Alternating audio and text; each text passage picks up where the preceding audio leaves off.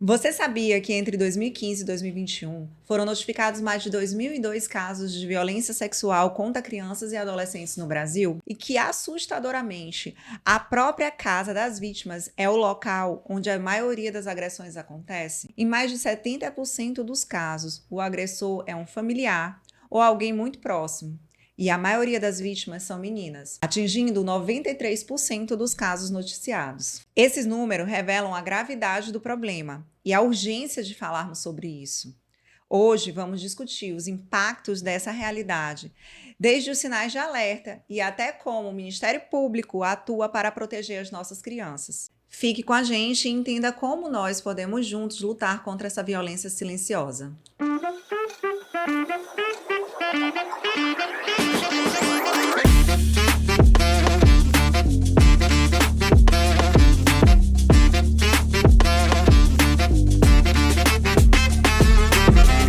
Olá, sejam todos bem-vindos ao Além dos Autos, podcast da Ampem. Eu, Lícia Cavalcante, juntamente com Érica Beckman e Felipe Rotondo, estamos hoje tendo a honra de receber a promotora de justiça, Michele Saraiva. Tudo bom, Michele? Tudo bem. Seja bem-vinda. Obrigada. Michele é promotora de justiça em Bacabal. Atualmente, ela atua na Promotoria da Família e da Proteção à Infância e Juventude, e ela é minha colega de comarca, né? Nós ingressamos no Ministério Público juntas, saímos da faculdade juntas, então assim, nós temos uma relação além de profissional, uma relação de amizade. Então, Michele, eu quero te dar as boas-vindas. Hoje a gente vai falar assim, de um tema que te deixa... que você já domina e é parte do seu dia a dia, né? Que é o enfrentamento e a proteção às crianças e adolescentes em Bacabal, sobretudo. Michele, mas para introduzir, vamos conhecer um pouco como começou a tua relação com o Ministério Público do Maranhão. Bom, primeiro, obrigada pelo convite. Como Lícia já fez essas credenciais, estou aqui pela amizade, né? Mas, assim, respondendo a tua pergunta, o Ministério Público do Maranhão, ele entrou na minha vida quando eu ainda estava na faculdade. A gente tinha um colega de faculdade, né, que estagiava lá, naquela época que ainda não tinha assim, um estágio muito estruturado, a gente não tinha o que a gente tem hoje, né, de estágio de residência, estágio da graduação, era tudo muito voluntário. E aí ele me convidou para estagiar lá no Ministério Público, e aí eu fui. E foi justamente para uma promotoria de crimes contra a criança que ela tinha sido criada. E a titular era a doutora Fátima Travassos até. E aí eu fui conhecer o Ministério Público a partir dessa proteção do direito à criança e adolescente. E justamente nessa parte dos crimes, né? Que é quando a gente entra, a gente toma aquele tapa na cara, vem aquele soco no estômago mesmo, porque... E eu muito nova ali ainda, né? Na faculdade, tendo que lidar com aquelas demandas que até hoje, acho que todos nós nos impactamos muito. Então, eu comecei como estagiária ali do MP, fiquei acho que um ano, não vou me lembrar porque tem quase uns 20 anos.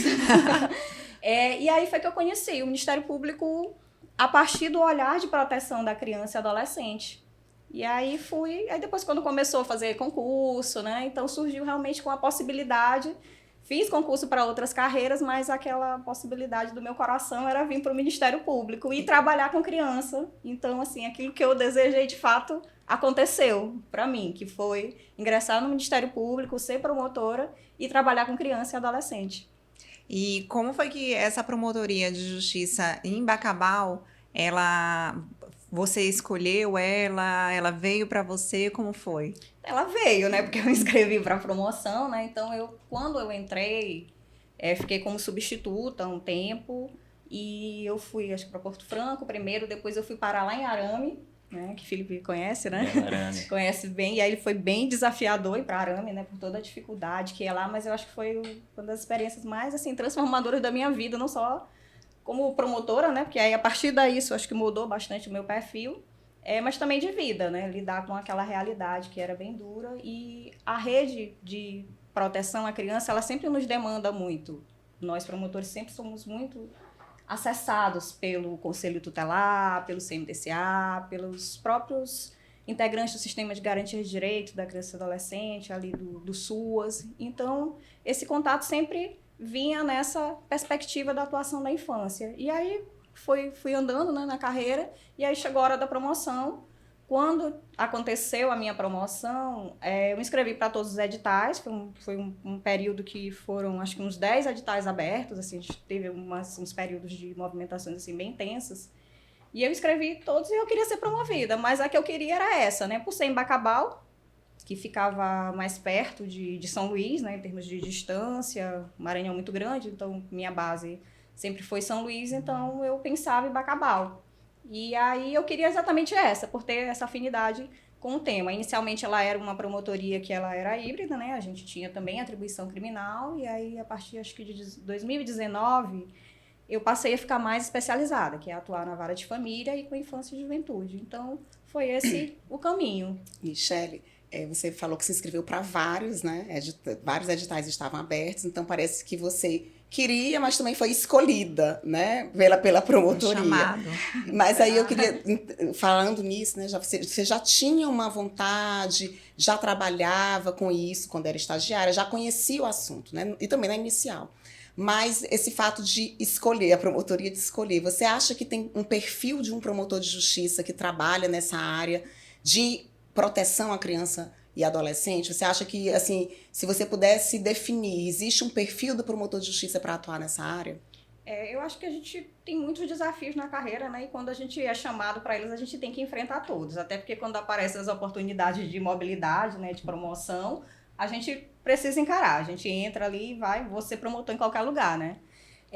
Mas, de fato, acho que você tem que ter realmente muita afinidade com o tema, porque te consome todos os dias, né? Não só o teu tempo, mas também tem um consumo ali emocional, porque são demandas, não é só os 100 processos que eu tenho ali na minha caixa do Simp, né? Cada um tem uma vida que a gente pode impactar de uma forma muito, muito profunda. E como a gente lida com criança e adolescente, geralmente essas vidas são vidas em sofrimento. Então, além de você precisar estar preparado para lidar, a gente nunca vai estar preparado, eu nunca me acostumo, mas você precisa ter um olhar que ali você não é um número, né? E que a nossa conduta, o nosso trabalho, ele vai significar uma alteração da trajetória daquela criança. A gente precisa que ela melhore, que a gente tire ela do sofrimento. Então, esse trabalho ele é muito intenso. Então, a gente precisa estar preparado para isso, né? Nós, como promotores, nós estamos preparados, precisamos estar preparados para todos os desafios. Mas esse do cuidar da criança, porque a gente lida com essas questões muito sensíveis, com famílias, né? A criança, às vezes, ela é o sintoma de uma família que está muito afetada. Então, a gente tem que ter esse olhar mais profundo, mais sensível, além daquilo que aparece ali na pontinha do iceberg, né? Que vem a criança e que é sintoma de uma família que precisa ser acolhida de forma integral. Inclusive, Michele tinha até uma ideia de fazer uma promotoria de vulneráveis, né? De abranger toda essa gama de vulneráveis, até porque ela tem o perfil ali para proteção geral. Mas assim, Michele, dentro da tua lida diária, tem alguma matéria, algum assunto que te traz uma sensibilidade maior, uma preocupação maior diária ali? Dentro da minha atribuição, né, de infância e juventude, eu tenho todos os grupos de atuação, né? Eu tenho o grupo da proteção, né, do ato infracional, da execução da medida socioeducativa. Eu só não trabalho com o crime contra a criança, né? Eu lido com os fatos extrapenais. E também ali na vara de família por oficiar. Então, todos eles, assim, são muito desafiadores, porque às vezes eu vejo um caso até porque eu já estou bastante tempo em Bacabal, então, às vezes eu vejo ali um adolescente que cometeu um ato infracional e é alguém que eu já atendi. Então, a gente vai crescendo ali junto com aquela criança. Então, assim, estando muito tempo, às vezes eu estou mais focada num lado ou no outro, né? Mas, assim, sem dúvida, quando a gente vê os casos de violência mesmo, os casos de violência sexual, a gente se impacta, acho que de forma mais profunda, e aí vai tentando atuar mesmo não só para coibir, né? Mas para minimizar o que essa violência causa nessa criança. Michele, o Leudson, quando veio aqui, a gente tocou no assunto, ele falou que o promotor de justiça da infância vai se moldando com o tempo. Tu falou também que já está há bastante tempo em Bacabal, e também bastante tempo nessa matéria. Qual dica que tu dá para a pessoa se preparar justamente para enfrentar essas questões, principalmente emocionais, porque não o jurídico, como é que ela se prepara, como é que tu foi se preparando ao longo desse tempo para poder ter o equilíbrio e também passar isso para... Bom, eu recomendo que todo mundo faça terapia, né? Às vezes a gente sai do dia de audiência correndo para terapia, né? Terapia eu acho que é importante para você não levar para casa, né? Não tem como você não levar, né? Então isso assim é o primeiro ponto, assim, você vai se impactar, você vai levar isso para casa, você não se acostuma, assim, por mais que a gente diga que eu já me acostumei, eu não trago isso, eu não me acostumei, eu não quero me acostumar, né? Porque parece que se você se acostuma, você se acomoda. Exatamente. E eu quero sempre ter a energia de poder modificar essa realidade, né? Então, eu faço terapia, né? Para isso, eu procuro estudar, né? Sempre estar tentando fazer leituras voltadas para compreender o direito da criança e toda essa intersetorialidade que envolve a nossa atuação, porque muitas das nossas demandas, elas vão se executar no âmbito do SUAS, no âmbito do SUS, no âmbito das políticas de educação, né? Então, a gente precisa também sair um pouco do jurídico e se valer também dos conteúdos que as outras áreas de conhecimento traz. Então, assim, eu tenho um diálogo muito profundo com os psicólogos da rede,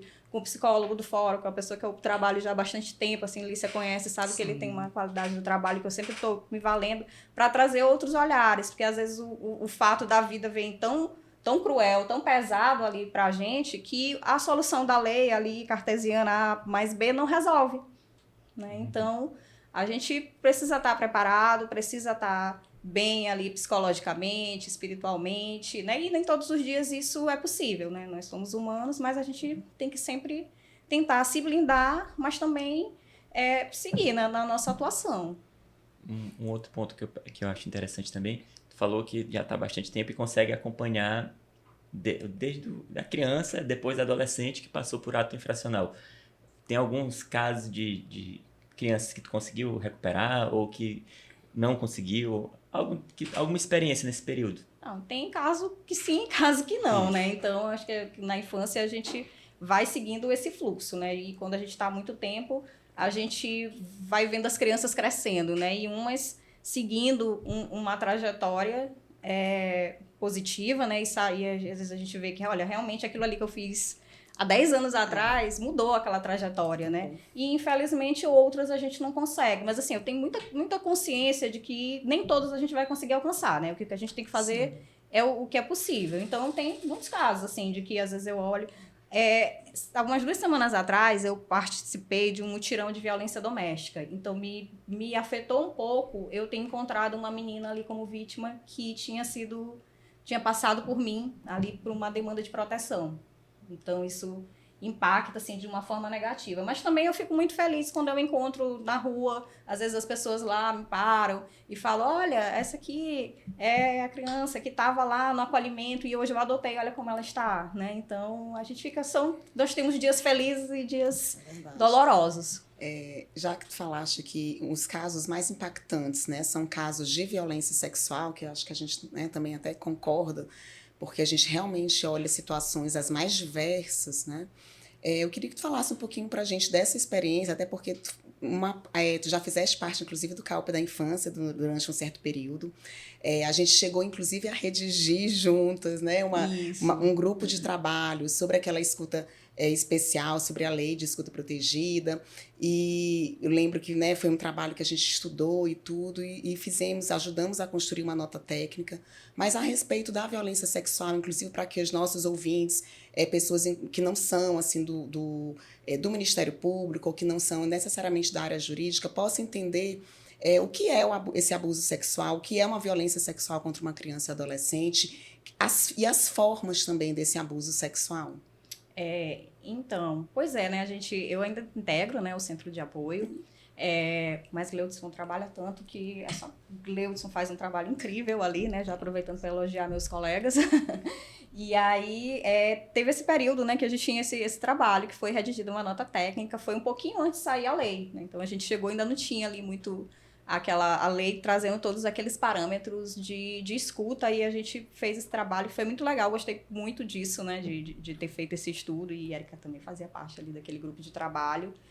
E aí a gente precisou realmente aprofundar, o objetivo era saber como ouvir a criança, né? Era saber como essa criança, como a justiça precisava se adaptar a esse tipo de violência, porque uma violência sexual contra a criança, todo tipo de violência, mas especificamente esse recorte da violência sexual contra a criança, a gente não pode tratar um processo desse como um processo de roubo de celular, né? Mas a regra do processo penal a gente tem que seguir, então a justiça precisava de fato se adaptar. Então todas essas normas que vêm surgindo no sentido de proteger a criança e adaptar o processo, elas são extremamente válidas para que a gente reduza mesmo as violações que essas crianças recebem, para que o processo não seja mais um instrumento de violação.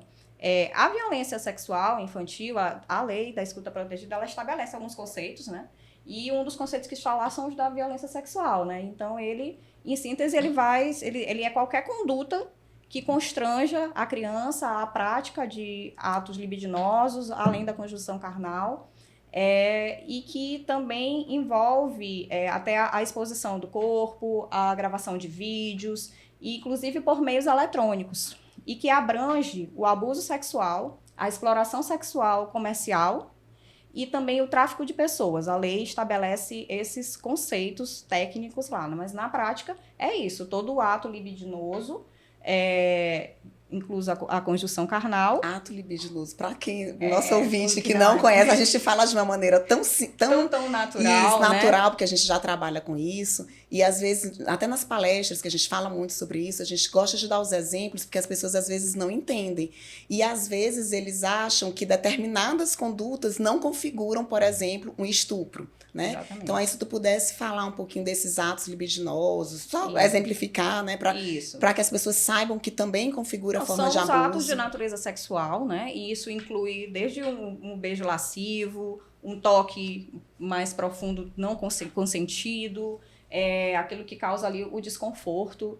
E tem os tipos penais, né, previstos no Código Penal, e também alguns crimes previstos no ECA que se enquadram e que vão atrair essa proteção a partir do olhar da violência sexual. Então, e aí às vezes realmente as pessoas confundem, e isso às vezes a gente vê até com as próprias vítimas, porque muitas vítimas levam tanto tempo para se perceberem vítimas, por não entenderem que aquele ato foi uma violação. Então, sim, isso a gente precisa realmente, é um processo ali mesmo de educação, né, para que os meninos e meninos saibam. Então, os atos, o toque no corpo que você não consentiu, né, o toque que vai além daquele toque do cuidador, né, e aí a gente precisa ensinar isso para as crianças, né, para que elas possam se perceber e evitar, na medida possível, que se perpetue esse tipo de violência. Aproveitando, quais seriam os sinais que a maioria é criança e adolescente, às vezes ele não tem consciência do ato que está acontecendo, mas quais seriam os sinais para aquelas pessoas que estão próximas, que podem identificar uma violência sexual contra adolescente ou criança? Eu acho que tem sinais, assim, o básico é a mudança de comportamento, porque às vezes a gente traz assim um sinal, às vezes até mesmo em palestra que a gente vai fazer, a gente fala, porque a criança está mais retraída. Mas isso, eu acho que a criança tem um perfil. Então, quando ela tem uma mudança naquela conduta, na rotina, no padrão dela de comportamento, isso é indicativo de que algo está acontecendo com ela e merece a atenção de professores, dos cuidadores, de alguém que está no entorno.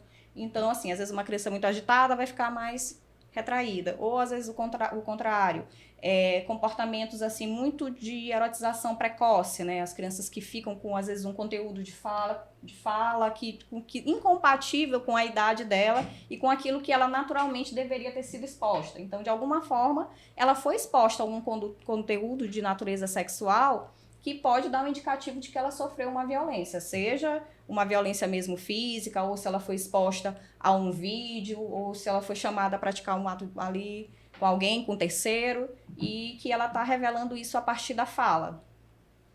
Eu acho interessante, dentre esses sinais, né, a mudança de comportamento, um deles, acho que chama muita atenção e às vezes a escola, né, é uma grande aliada da gente, né? A maioria dos casos que a gente pega foram identificados ou foram revelados na escola, ou para um amigo, ou para o professor, e a gente trabalha muito com essa questão de conscientização de toda a rede de proteção, inclusive a escola, para receber uma revelação dessa, da obrigação que eles têm de comunicar, né, às autoridades, comunicar ao conselho tutelar. Mas um sinal que eu acho também importante a gente falar é quando a criança não quer, por exemplo, voltar para casa, né? Quando ele tem resistência ou quando ele chora, ele prefere ficar mais na escola. E uma coisa que a gente também tem que falar para qualquer pessoa que ouvir um relato desse ou perceber isso, não acha que é frescura. Ah, ele não quer voltar para casa. Frescura, menino. Que é isso? O que está acontecendo? Você é um menino revoltado, tal. Eu acho que assim, a pessoa tem que ter esse olhar de acolhimento e principalmente acreditar no que a criança, na revelação da criança. Às vezes, quando você coloca, você duvida, quando você já faz uma intimidação como essa, de achar que, de às vezes brigar com a criança, isso já faz com que a criança se retraia e já pare aquela revelação. E naquele momento você poderia acolher e dar início a todo um processo de proteção, né? Eu acho que a gente tem que melhorar um pouco a nossa cultura de aprender a ouvir a criança, né? A gente vem de momento, se a gente for buscar essa luta assim, histórica pelo direito da criança, é da criança mesmo sair de objeto a virar um sujeito de direito. Então, por isso, é desafiador dentro da sociedade a gente aprender a ouvir a criança, porque a criança vem desse lugar de não sujeito, de não ter um espaço, de não poder ser ouvida. Então, a criança está mentindo, o que a criança tem para dizer, menino não tem querer. Então, são esses discursos que fizeram com que muitas crianças fossem silenciadas. E hoje a gente não pode mais permitir isso. E até porque hoje a gente já tem também um aparato legislativo que nos ensina a ouvir essas crianças. Então, esse sinal da criança realmente não de ter essa... O normal da criança é querer ir para casa. Então, se ela não quer, tem alguma coisa em casa, né, que não viu. Nos outros ambientes de socialização, que ela participa de um projeto, de uma atividade esportiva, então aquela criança que às vezes apresenta ali um machucado, uma criança que vai muito no UBS, ou às vezes até a criança que falta muito à escola, também é um alerta para os professores, porque ela pode estar faltando, não é porque ela está com preguiça, ela está faltando porque alguém não quer que ela vá para a escola falar, a criança que às vezes não participa de outras atividades de socialização. Então, aquela criança que não vai muito, não pode interagir. Então, tem muitos sinais que todos precisamos estar atentos e vigilantes. Como rede e como cidadão, né? Falando em rede, Michele, tu tens como nós somos da mesma comarca, né? Então, eu conheço bem o trabalho de Michele e, assim, eu sei como tu trabalhas muito proximamente à rede, inclusive fomentando para que eles busquem melhorias, capacitando a rede, e é muito legal esse contato que tu tens. E eu queria te perguntar, assim, como tu enxerga no combate à violência sexual o maior desafio da rede? A rede, ela é desafiada todos os dias, né? A gente como rede, a gente como ator do Sistema de Garantia de Direitos da Criança e Adolescente, a gente se depara com situações que se repetem mesmo, mas parece que chega um caso e desafia todo mundo. Então, a gente fez um trabalho, né, Alicia? Que a gente foi visitar os equipamentos de rede suas. Fizemos o diagnóstico da rede. Fizemos um diagnóstico. A gente vivia ali dentro da nossa lamentação, né? Das respostas que não vinham. E a gente, como parte do nosso atendimento ali como criança, dela como idoso, pessoa com deficiência, se executa mesmo no âmbito do SUAS, a gente sentiu uma dificuldade. Então, a gente foi para a rua para fazer esse diagnóstico. A gente foi visitar CRAS, CREAS e ouvir cada um.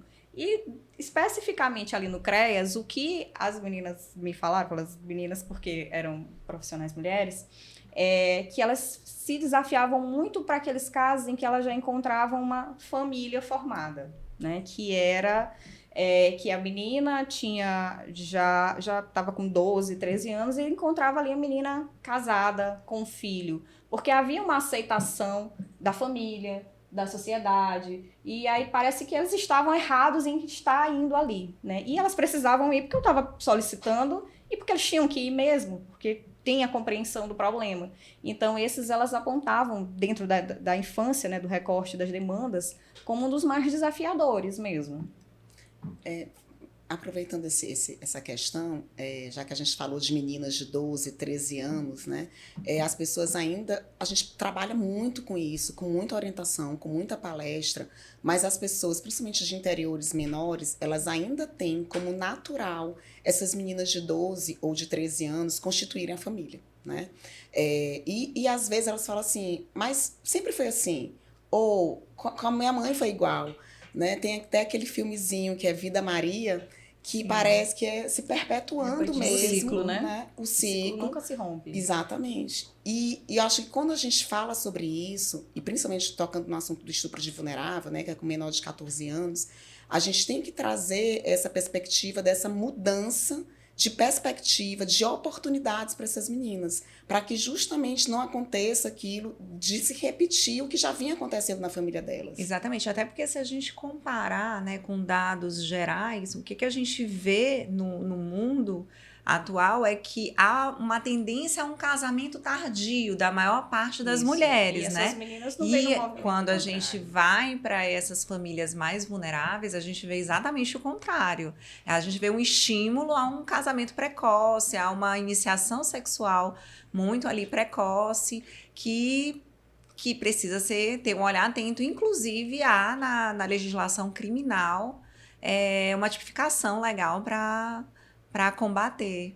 E aí eu queria que tu falasse um pouco sobre a tua visão como promotora de justiça atuando na defesa da criança, como que tu enxerga essa problemática, que eu acho que é regional, mas sobretudo do Estado, né? Porque isso é uma grande muito dificuldade, cultural. porque lá a gente está encontrando uma situação de uma família constituída, mas tem a lei que estabelece que é um crime ter uma relações sexuais com menores de 14 anos e reiteradamente a jurisprudência diz que inclusive é crime independente de qualquer circunstância, de se permitir. Né? Saiu uma decisão meio esquisita aí outro dia, mas vamos superar. Vamos superar e vamos cumprir o que diz a lei, porque essa lei, ela não era assim. Então, ela é uma lei que ela é recente. Então, ter essa tipificação, mesmo de forma clara, ali, estupro de vulnerável do 217A, estabelecer sem qualquer margem de dúvida e qualquer relativização, é uma questão muito recente. Na verdade, eu acho que todos esses tipos penais, eu não sei se vocês lembram, que até muito pouco tempo, esse crime era crime contra os costumes. Né? A gente tinha não era dignidade sexual, era crimes contra os costumes. Acho que mudou isso, 2009. Acho que foi 2009. 2009. E acho que tinha mudado um pouquinho antes aquela antiga causa distintiva de punibilidade de que o casamento com o agente. Então a gente caminhou para que há 20 anos atrás isso fosse extinto e agora a gente vai validar que isso extingue nossa vai situação. Retroceder, né? Isso é retrocesso. Todo o direito da criança, todos esses direitos infantos juvenis, eles são produto de muita luta, né? Então, e que emerge ali de movimentos sociais, então que vem desde a Declaração do Direito da Criança. Então, tudo que chegou hoje para a criança e que está positivado, não veio porque alguém estava lá na Câmara, no Congresso, vou fazer uma lei, mas foi de uma necessidade de proteção que a Constituição traz para a gente e que o ECA, desde 1990, a gente vem lutando para que criança seja realmente prioridade absoluta em todos os aspectos. E aí essa questão me preocupa com essa naturalização de um processo de violência. E a pretexto desse discurso de preservação de família, ou de que houve um consentimento, ou de que hoje o mundo está diferente e as meninas estão consentindo, a gente proteger de forma deficiente um grupo extremamente vulnerável. Porque esse discurso, essa fala, ela não vai aparecer para tua filha, Érica, ela não aparece para minha, né? Ela tem um destinatário. As meninas que chegam para a gente nesses processos, elas têm um perfil e está muito relacionado ao contexto socioeconômico, aquilo que impulsiona e a naturalização disso. E aí eles falam, às vezes a gente chega na audiência, né? E aí a menina fala, não, mas eu consenti, mas eu quis, eu estou aqui casada. E aí fica muito aquele questionamento, será que essa escolha não vale porque o tipo penal já veda? Então não tem discussão, ponto final, vamos trabalhar ali no criminal. Mas dentro do aspecto social, será que a gente pode realmente falar em escolha com tão poucos repertórios? Se essas meninas têm repertórios tão reduzidos de possibilidades na vida, né? Então isso me entristece muito pensar que muitas meninas não vão poder nem sonhar em estar aqui. Sim. Né? De ter a gente como exemplo, parece algo muito inalcançável para muitas, porque foi como a vida se mostrou e elas só seguiram fluxo. E sem falar que esse próprio casamento ou essa união, ela às vezes acontece para ela fugir de uma violência que ela já está sofrendo. ou então porque para a família de onde ela está vindo, justamente pela vulnerabilidade social, ela acaba sendo já um peso. Então é mais uma criança, né, um adolescente para você sustentar, e aí fica mais fácil, né, menos pesado para a família que uma outra pessoa agora passe a ser responsável por ela. Exatamente. Então, assim, quando tu fala, essa escolha é uma escolha ou ela foi levada, ela foi meio que obrigada a tomar aquela decisão? Isso foi, e mesmo sendo uma escolha, é legítimo, a gente tem como considerar que ela tem toda a compreensão para poder a gente validar, não validar criminalmente, né? Que a gente já sabe que não pode de jeito nenhum.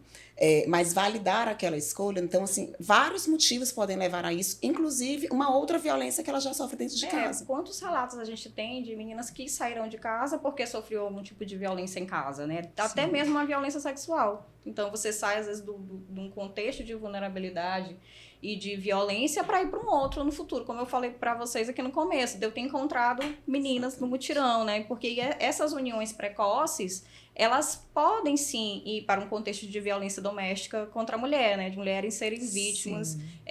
A ausência de uma autonomia econômica e financeira tá ali na raiz de violência de gênero. Então, é muito triste a gente pensar nessas consequências dessas uniões e a gente se posicionar como ator do sistema de justiça, tentando relativizar. Então, a gente não pode ir para esse lugar que é um lugar fácil desse discurso, né? E aí, como eu trabalho, só te cortando, como a gente que tem duas promotorias, né? Uma criminal e uma da proteção, eu fico muito à vontade para fazer o meu trabalho assim. Eu chego pro pessoal lá e falo, olha, não, encontrou a família? Tudo bem, tu tá dizendo, mas tem que comunicar a delegada. Porque é crime. E aqui o nosso trabalho vai começar. Porque a gente vai precisar cuidar dessa menina. A minha pergunta era exatamente essa, porque a Erika falou que todo mundo já sabe, mas eu acho que é importante, como o nosso público é muito variado, falar exatamente a partir de que momento o adolescente pode ter relações sexuais consensuais e a partir de momento antes, que é impossível, não pode de maneira nenhuma, porque esse é relevante, porque com as redes sociais, essas crianças têm acesso a conteúdo sexual cada vez mais cedo.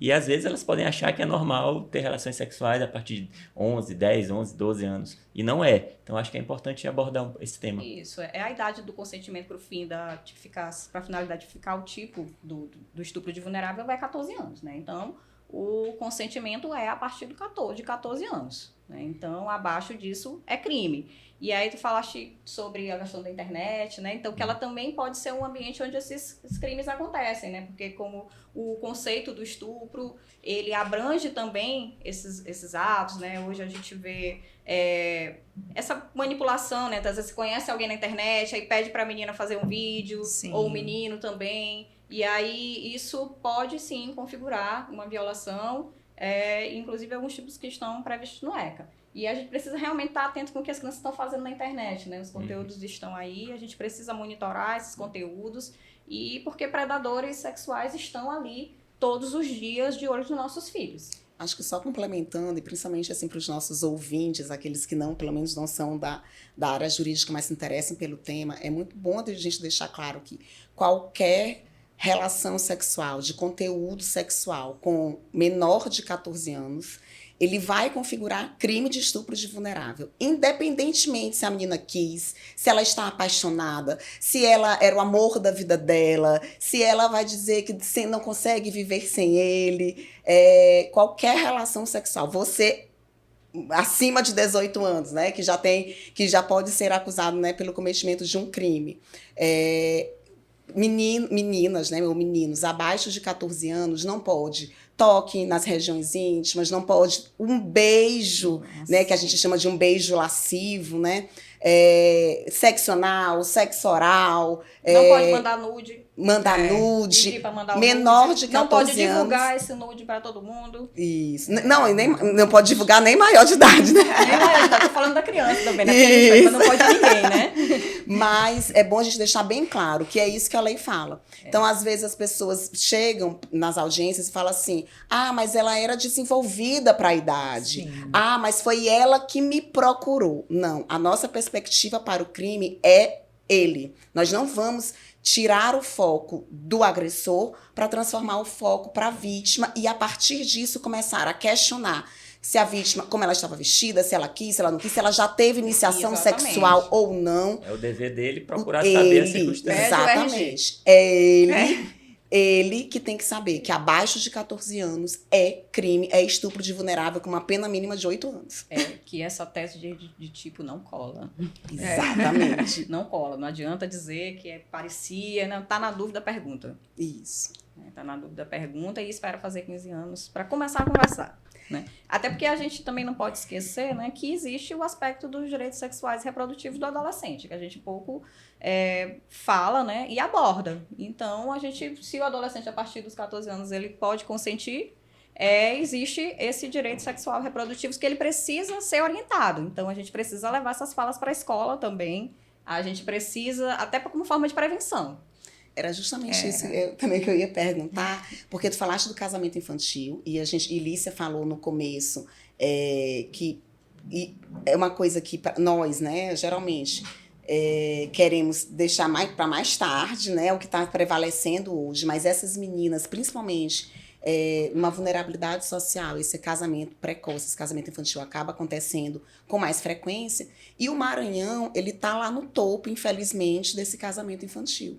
E aí eu queria saber de ti, o que tu acha, por quê, e de que forma a gente pode tentar mudar essa realidade, combater isso. Tu falaste para mim já é uma forma da questão da escola, né? Mas eu já queria ver se existem outras formas, o que você acha que a gente pode fazer para mudar essa realidade, principalmente no Maranhão? Eu acho que informação, né? Eu acho que informação para criança, para o adolescente, a gente não pode, nós não podemos nos abster de fazer essas falas, né?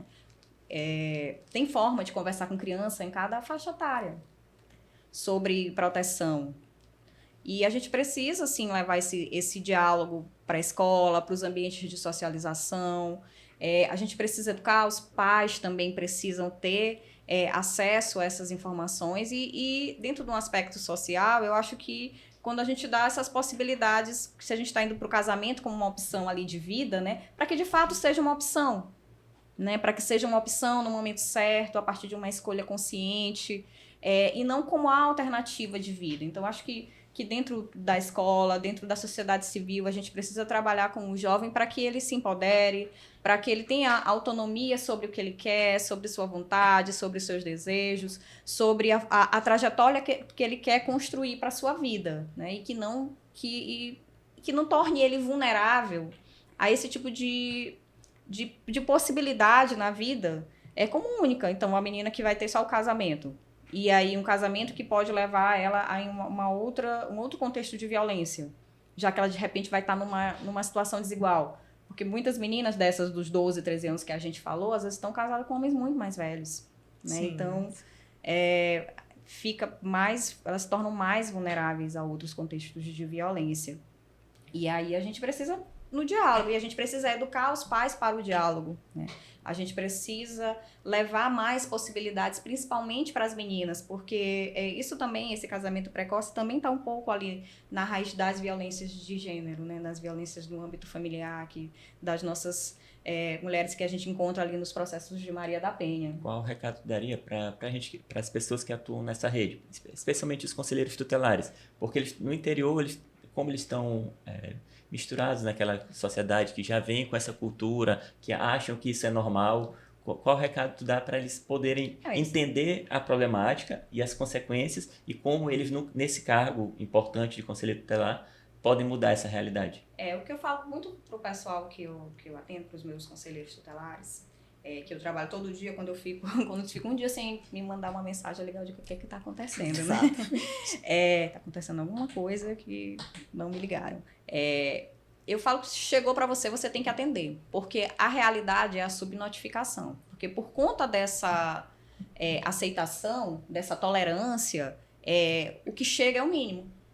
Então, se aquilo ali chegou, alguma coisa tem, além do fato em si já ser um crime, tem algo que fez com que aquilo chegasse na rede de proteção. Então, a gente não pode abrir mão de atender. E aí, dentro dessa demanda, ela tem duas atuações nossas como promotores de justiça.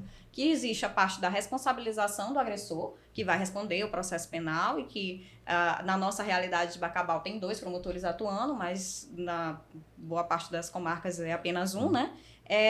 Em Bacabal a gente consegue desenhar isso porque vai uma parte para o criminal e a outra parte vai ficar comigo. E aí, assim, o que eu falo para elas? Olha, aqui, realmente, tem aqui, estão morando junto, às vezes tem até uma outra criança, mas a gente vai atender.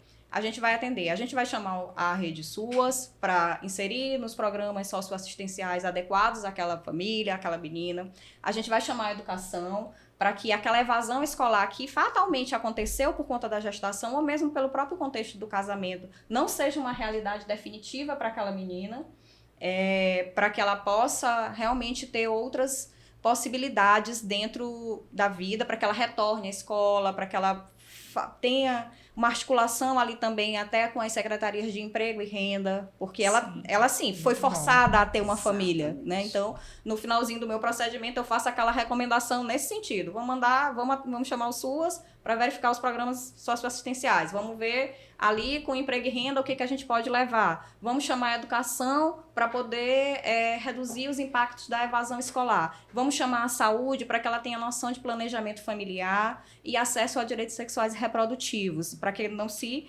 postergue ali, para que ela não tenha uma vida ali com uma prole extensa e que ela se dedique apenas a uma agenda ali reprodutiva, né? E não tenha outras possibilidades na vida. Então, é o que eu faço nos casos concretos e sempre oriento que, por mais que tenha essa aceitação e tolerância, a gente vai precisar atender todas, porque nós fomos chamados para atender.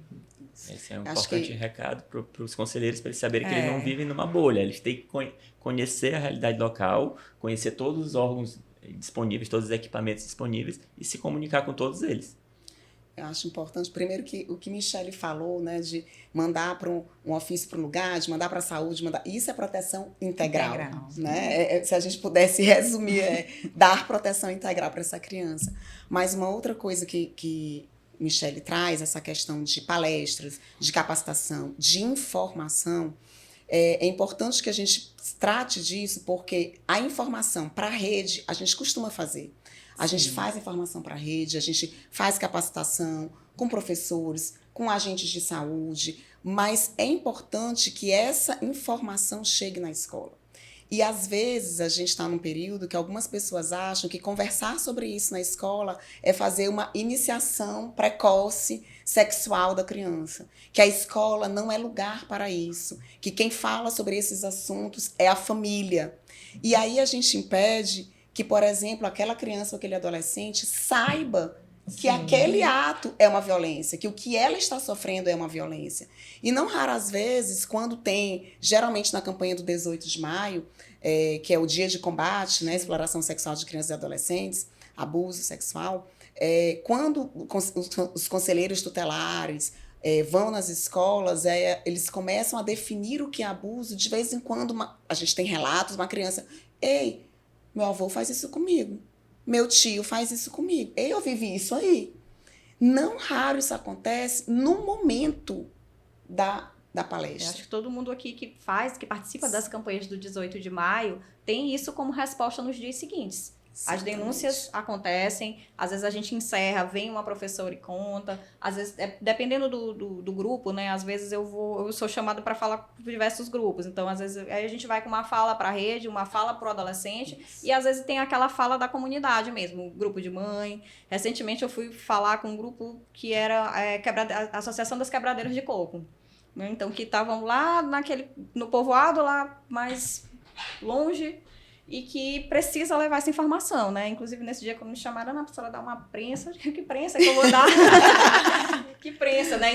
E eram vários assuntos, inclusive o da evasão escolar, né? E aí, a conversa, assim, só saindo um pouquinho, para concluir o raciocínio, era assim, não precisa dar uma prensa porque tá tendo evasão escolar, porque as crianças chegam atrasadas segunda-feira, e aí eu pensando assim, quando vou levar uma menina na escola na segunda-feira, chego atrasada, com que autoridade eu vou falar isso? Mas é muito da expectativa que eles têm no nosso trabalho, né? Sim. E aí, assim, eu não vou levar a prensa, eu vou levar a prensa, mas eu vou levar a prensa pra rede, Porque o que você, rede, está fazendo também, né? Então, quando a gente faz esses diálogos, a gente precisa levar esses conteúdos e eles acontecem. A gente tem resposta quase que imediata na semana do 18 de maio disso, quando a gente faz esses eventos e levando para os diversos grupos, seja o da escola, que a gente vê com o professor e que eles vêm atrás, então se eu souber o que é que eu tenho que fazer, esses outros diálogos que a gente tem mesmo na comunidade ali, mais de forma, com uma imersão ali mais profunda, eles sempre, alguém sempre abre o olho, olha, tem uma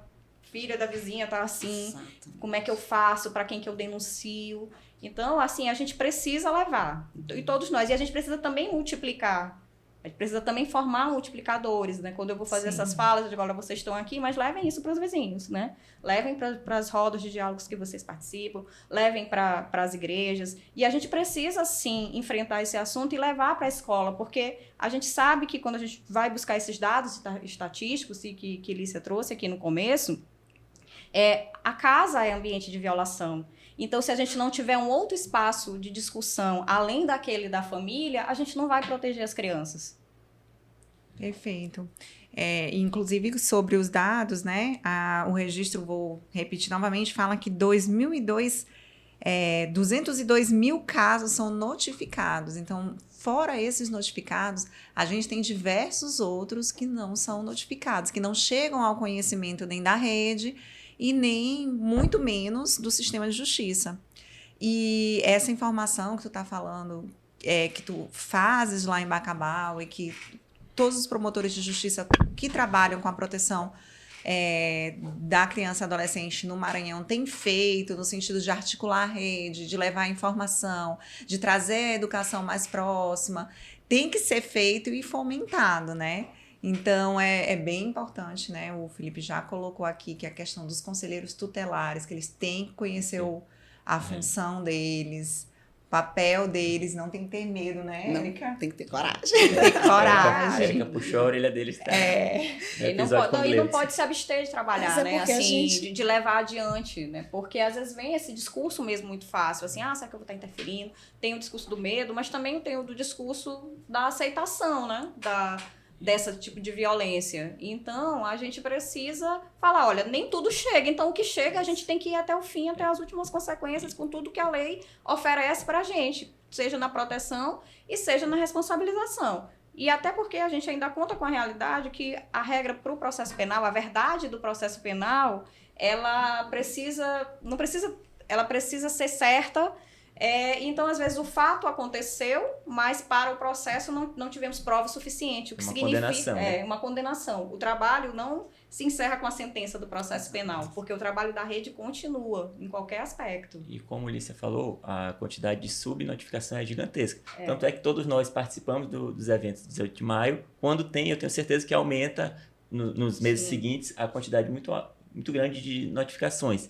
Só que os conselheiros tutelares e quem trabalha na rede tem que perceber que essa comunicação tem que ser frequente, justamente para a gente ter um platô da comunicação para depois começar a diminuir a quantidade das notificações. Porque não adianta só naqueles 18 de maio e nos próximos meses ter notificação e depois parar, porque tudo vai voltar, vai ficar um ciclo. Todo ano a gente só vai conseguir descobrir... A gente só vai trabalhar em 18 de maio, né? Então precisa ser permanente. Então a escola precisa incluir isso na grade. A gente tem muito projeto social, muitas entidades da sociedade civil que trabalham com criança e adolescente. Então, um exemplo do que a AMPEI está fazendo agora com o projeto. Então, é um ambiente para conversar com as crianças sobre isso, né?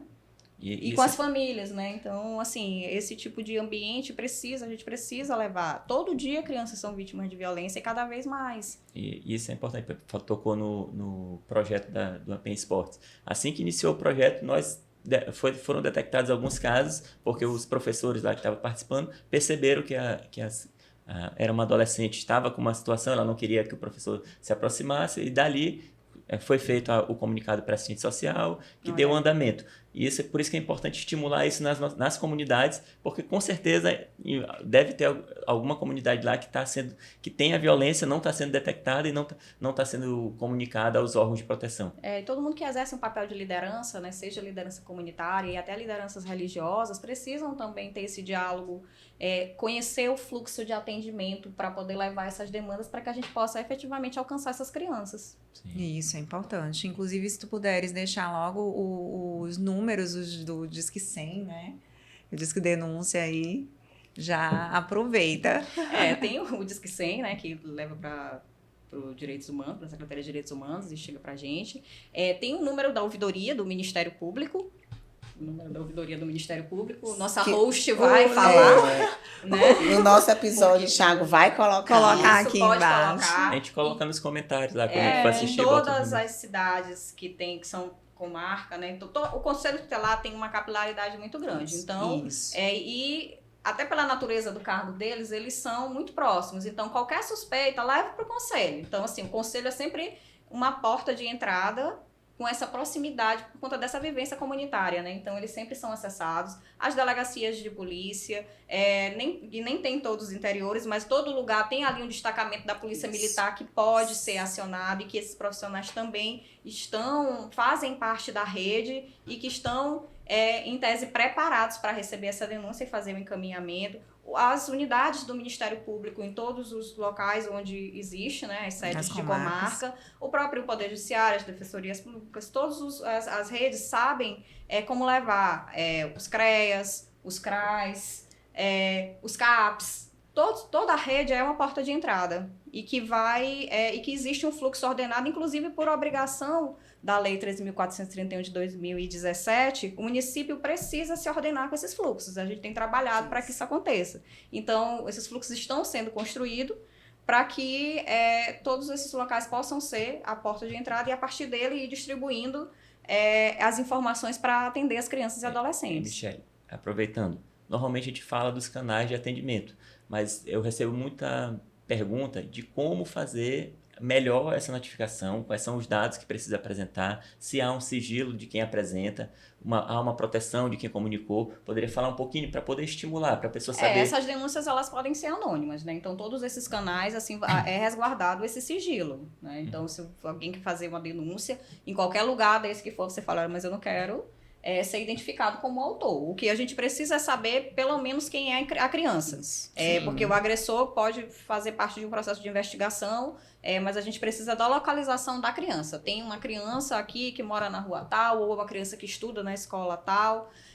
Qualquer dado que a gente possa chegar na criança, e aí não necessariamente a criança vai ser a primeira pessoa a ser acessada, né? Até porque tem toda a normativa da forma de escutar, de acessar a criança e o adolescente. Mas para que a gente possa saber quem é e a partir daí agir. Então, existe sim o sigilo da fonte, pode falar para o conselho, pode pedir o segredo, quando mandar o e-mail para as promotorias, pode pedir esse sigilo, mas tem que ter um mínimo de informação para que a gente saiba quem é a vítima. Consiga identificar. Que consiga identificar, porque às vezes chegam umas denúncias que chega a criança da bairro tal. Aí a gente fica com o coração apertado, porque tem alguém sofrendo que a gente não vai conseguir encontrar. Identificar. Pois, Michele, a gente tem um quadro aqui que chama Além da Alçada. E aí chegou a hora da gente conhecer mais um pouco sobre Michele, né? Por trás da promotora de justiça. E, para começar, ainda ligando essa questão do Ministério Público, dentro das nossas atribuições, que são muito amplas, eu queria saber, assim, qual das atribuições, se tu pudesses escolher mesmo, tu já até falou aqui no início, mas se tu pudesse escolher entre todas as que nós temos, que área específica, como promotora de justiça, tu atuarias? Na infância e juventude, né? Quando eu chegar na capital, eu quero chegar na infância e juventude, né? Eu gosto dessa atuação da infância e juventude, dessa parte da proteção, né? Atuo esporadicamente no crime, mas eu prefiro realmente essa parte da proteção. Da proteção mesmo, assim, disso, de cuidar, de fazer esse atendimento. E dentro desses processos aí a gente tem primeira infância, que eu gosto bastante, até porque eu tô vivendo esse momento. É isso que eu ia te perguntar, mas assim, especificamente dentro da infância, tem alguma temática Eu que acho tu que gosta de trabalhar? por tempo, né? Então tem época que eu tô bem mais focada ali na primeira infância, tem época que eu tô muito preocupada com ato infracional. O Lar de Esther. Porque a gente tem um lado de tela lá em Bacabal e as crianças lá são um pouco minhas também, né? Então essa parte assim Que é um abrigamento, da parte institucionalização. dos processos de adoção são os processos que me tocam de forma muito profunda, até porque a gente faz adoção lá via cadastro, então assim, tá tudo mais ou menos funcionando, então a gente tem acolhimento, a gente tem as adoções tardias, que quando a gente vê essas crianças tendo possibilidade de reconstruir suas trajetórias, a gente fica realmente emocionado. Então, dentro ali da infância, eu gosto muito disso, de ver esses resultados, mas também fico muito feliz quando as crianças podem voltar para casa, né? Porque eu acho que a gente está na esfera ali do afeto. E quando eles voltam para casa, o desejo do coraçãozinho deles é voltar para casa. E aí, quando aquela família se permite reconstruir e aquela criança voltar, então são esses dias felizes que a infância proporciona. Michele, um livro que tenha mudado a tua vida, assim, que tu leu e te marcou de uma forma diferente. Eu retomei meu hábito, eu era uma leitora muito, quando eu era criança, assim, uma criança esquisita que lia bastante. E aí eu tava meio descolada dessa realidade, assim, de ler. Então eu tô lendo, agora eu voltei, né? Comprei ali o meu Kindle e voltei a ler. Então esse ano eu tô uma leitora, já li de tudo. E os últimos livros que eu li, assim, são bem diferentes, assim. Eu tô lendo, assim, que eu tô gostando bastante aquele que tu me indicaste, da Isabel Allende, que é As Mulheres de Minha Alma.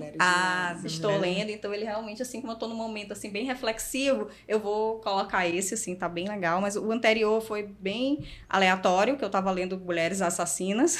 Opa! Porque uma curiosidade sobre Michele, ela adora, Acabou a minha reputação agora. ela adora histórias de serial killer e crimes e tudo. Investigações criminais, CSI, podcasts. Pode dar dica pra gente, algum podcast. Uma dica de um podcast. Eu vi uns podcasts que eles são produzidos pelo Ivan Mizanzuki. E ele tem aquele do caso Evandro, que até teve uma alteração no caso, na resposta do caso, né? Assim, depois do podcast, a revisão criminal foi julgada procedente, teve uma alteração. E todos os que ele fez depois, que ele fez o caso do Leandro Bossi, ele tem um que ele fez sobre o caso dos meninos emasculados do Pará. E tem um episódio que fala do Maranhão e que a gente fica cheio de orgulho porque fala dos nossos colegas, né? Inclusive, e da atuação. Nós vamos fazer aqui, já é um spoiler, né? Já é um spoiler, mas nós vamos fazer aqui porque sobre o caso. De fato, foi uma atuação muito forte, né? Firme no Maranhão em relação a isso. E é um caso que marca e que o Ministério Público participou e a gente precisa deixar a história contada aqui no podcast, né? Na lei dos autos. Inclusive, nesse episódio, né, ele se vale do documento que foi produzido pelo Maranhão. Então, o resgate histórico que está ali teve essa repercussão, né? E aí, todos os outros podcasts que ele fez ultimamente... Aí tem esse dos meninos emasculados, voltando aqui para a dica do podcast. Ele fez um sobre do menino que desapareceu no Pico dos Marins. Então, ele teve alguns podcasts que tratam isso de crianças, né? Que foram vítimas e que tiveram ali no sentido de tirar da invisibilidade. Então, sim, são podcasts que eu gostei bastante de ver, né? De ouvir e de acompanhar. Pronto, perfeito. E, Michele, tu tens um hobby? Mas o livro da minha vida tem um que que eu leio com a minha filha todo dia, que ele chama Você é Minha Felicidade. Esse é um dos que ela mais gosta e é um dos que eu mais gosto. A história é muito lindinha, fica a tartaruguinha com a mamãe dela. Então, assim, esse é um livro que eu indico para as mamães. Memória afetiva também. Por memória afetiva, assim, é um dos que ela mais se apegou. Pronto. Um hobby que tu tens? Ou algo que tu gosta de fazer para relaxar?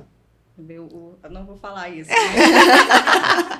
Né? Não, hoje, assim, como eu vivo esse meu momento maternar, assim, de forma muito intensa, né? Até por conta de toda a minha trajetória da maternidade, então é ficar em casa, é cuidar da minha família, né? Então eu gosto de viver esse ordinário da vida, né? Não ficar só pensando em coisas ali, ainda não descobri qual é a minha arte, né? Que a gente conversa para descobrir qual é a arte. Olha, mas eu quero dizer que ela já tá ali entre as atletas do beach tênis também. Ela já esteve ali treinando e ela é boa. A nossa carreira acabou, a gente vai voltar. A nossa carreira parou ali no começo do ano, eu fiquei doente e aí não voltei mais, mas eu e Lícia, a gente ainda vai fazer já tá boa, dia. já pode voltar. Eu tô esperando minha dupla. Eu tô esperando, né? Eu não sei qual é a desculpa de Lícia, mas ela tá só prometendo que vai voltar. Eu vai também, voltar. todo dia, mas a gente vai ela fazer uma promete, dupla. eu nem prometo, né? Mas ela promete. Não, eu vai vivo voltar. prometendo também e eu gostei, foi uma coisa que eu gostei. Mas assim, A gente chegou a praticar até lá em Bacabal, a gente fez né? em Bacabal, a gente fez nossa Eu vi dupla a lá. foto. Nós somos atletas, né? vamos colocar. Mas hoje, assim, minha distração é ficar em casa mesmo, porque a gente vive ali naquela semana ali acelerada de trabalho, então o que eu gosto de relaxar é estar em casa, é brincar de boneca, né? É brincar, é estar com a minha filha, estar com a minha família, ainda aproveitar minha mãe, né? Meus irmãos, tenho muitos sobrinhos, então viver mesmo essa simplicidade da vida. Pronto. Se você pudesse fazer uma outra escolha profissional lá atrás, pode ser até antes de entrar na área jurídica, no direito ali. Tu tem alguma coisa que a Michelle seria que não fosse promotora de justiça?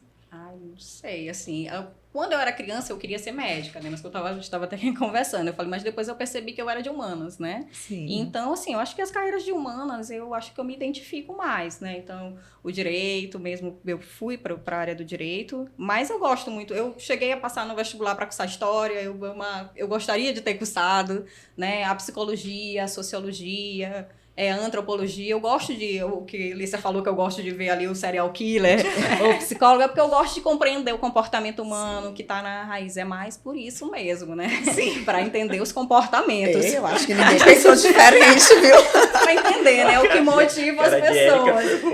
Não, ninguém pensou diferente. Eu até me afastei.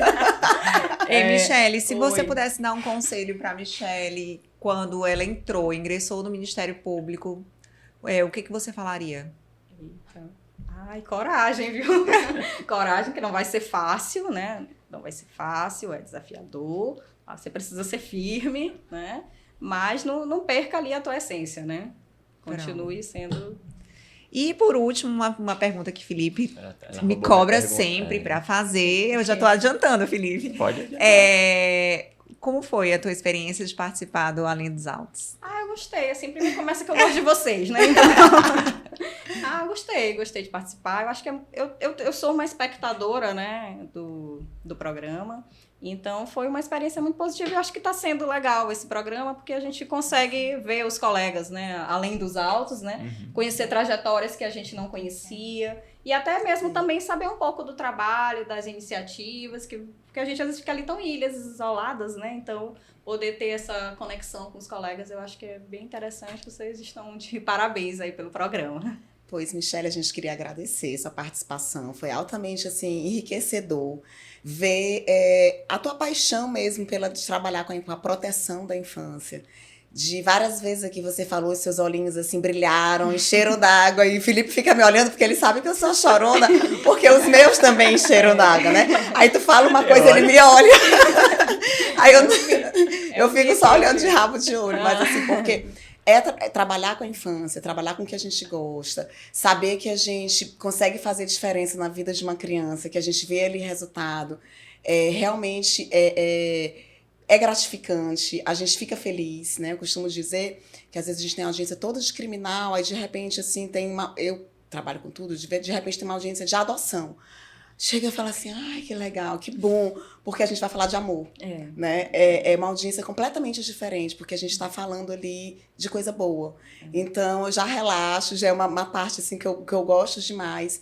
E justamente essa parte que a gente saber que a gente está dando cuidado, que a gente está doando amor, que a gente consegue restaurar relações familiares, convivências familiares. Quando você falou sobre isso, seus olhos encheram d'água, brilharam, e é o que a gente vê que você realmente tem um perfil desse promotor de justiça que trabalha na proteção da infância. E nos inspira, né? Nós já conhecemos seu trabalho há muito tempo, Lícia de pertinho na comarca, eu há muito tempo, tivemos esse trabalho juntas e queria realmente assim, agradecer e dizer que você é uma inspiração pra gente nessa área. Muito. Então, eu agradeço demais, Michele, pela tua disponibilidade, por ter aceitado de pronto esse desafio de vir aqui conversar com a gente. E assim, pra gente foi ótimo, ficamos todos muito à vontade, porque tu é uma querida, eu já conheço muito teu trabalho, então, assim, você só demonstrou aqui todo o conhecimento que você aplica no dia a dia lá na comarca. E foi maravilhoso, e eu quero agradecer a todos que ficaram ouvindo até agora e peço para vocês que contribuam para que a gente possa fazer episódios cada vez mais ricos, cada vez com conteúdos inovadores, interessantes. Então coloca ali nos comentários coisas que vocês gostariam de estar ouvindo aqui, pessoas que vocês gostariam de que nós trouxéssemos aqui para esse bate-papo. E segue a gente nas redes sociais, a gente sempre está ali com novidades, com novas informações, com atualizações. Segue a gente no YouTube, no Instagram e agradeço.